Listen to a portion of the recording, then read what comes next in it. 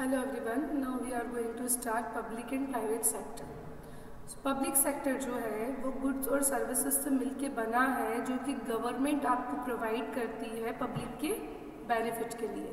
ये जो गुड्स और सर्विसेज है ये कंपैरेटिवली चीपर प्राइसेस में अवेलेबल करवाए जाते हैं, जो प्रॉफिट मेकिंग कंपनीज होती है उनके थ्रू ऑफर किए जाते हैं।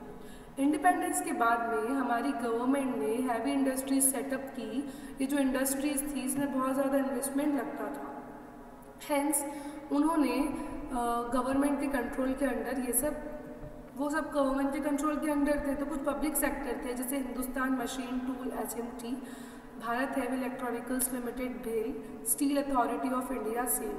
जो मनी इन्वेस्ट होती थी इन इंडस्ट्री में वो उन लोगों के द्वारा टैक्सेस पे करके हम वापस से लेते थे, और ये जो प्रॉफिट बनता था पब्लिक सेक्टर यूनिट्स में वो भी इसी तरीके से बनता था। Private sector comprises business activities में प्राइवेट इंडिविजुअल। प्राइवेट सेक्टर जो है वो अपनी बिजनेस एक्टिविटीज़ को प्राइवेट इंडिविजुअल्स के थ्रू चलाता है, जहाँ पे प्रॉफिट अर्न करना मेन मोटिव होता है। इंडस्ट्रीज जैसे कि HUL, Hindustan Unilever limited, Johnson and Johnson, Reliance, ये कुछ प्राइवेट सेक्टर की इंडस्ट्रीज़ हैं। इनका कोई जॉइंट सेक्टर भी है जहाँ पे गवर्नमेंट और प्राइवेट कंपनीज दोनों ज्वाइन होकर एक नया एंटरप्राइज बनाती है। सो ये तो हुआ private and public sector. Now we will learn social sector. So social sector में जो गवर्नमेंट है वो सोशल वेलफेयर, सामाजिक भलाई के बारे में भी सोचती है। वो ये चेक करती है, ये इंश्योर करती है कि सेफ ड्रिंकिंग वाटर अवेलेबल हो, सैनिटाइजेशन हो, प्रॉपर एजुकेशन मिले, हाउसिंग हो सब सिटीजन के पास में। तो कुछ प्रोग्राम लॉन्च किए गए गवर्नमेंट के थ्रू अलग अलग सोशल सेक्टर्स में, जिससे कि लोगों की भलाई हो सके। First one is education. Sarva Shiksha Abhiyan जो है वो 2001 में शुरू किया गया।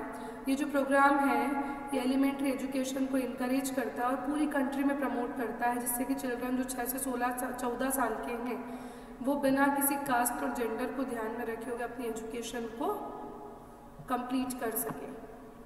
Then health.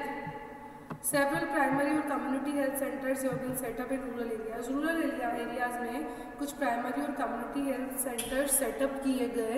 जो नेशनल रूरल हेल्थ मिशन था वो 2005 में स्टार्ट किया, जिससे कि हेल्थ केयर फैसिलिटी प्रोवाइड की गई रूरल पॉपुलेशन के लिए पूरी कंट्री में। सिमिलरली जो नेशनल अर्बन हेल्थ मिशन है वो भी लॉन्च किया गया हेल्थ केयर के लिए।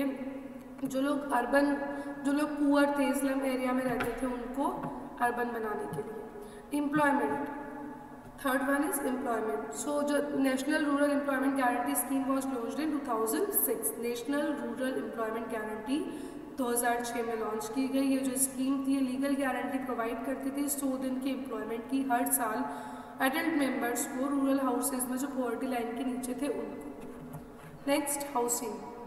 लोगों का जो अर्बन स्लम्स एरिया में रहते हैं उनकी कंडीशन को इम्प्रूव करने के लिए प्रोग्राम चलाए गए, जैसे कि basic service to the urban people BSUP, integrated housing and slum development programme IHSDP, ये सब स्टार्ट किए गए। इसका मेन एम था कि हाउसिंग फैसिलिटी प्रोवाइड की जाए बेसिक सर्विसेज के साथ में, कुछ एमिनिटीज़ भी उनको दी जाए, और जो रूरल एरियाज थे जैसे इंदिरा आवास योजना लॉन्च किया गया, जिससे कि जिनके पास भी घर नहीं है उनको घर अवेलेबल किया जाए। Next and then last, rural development.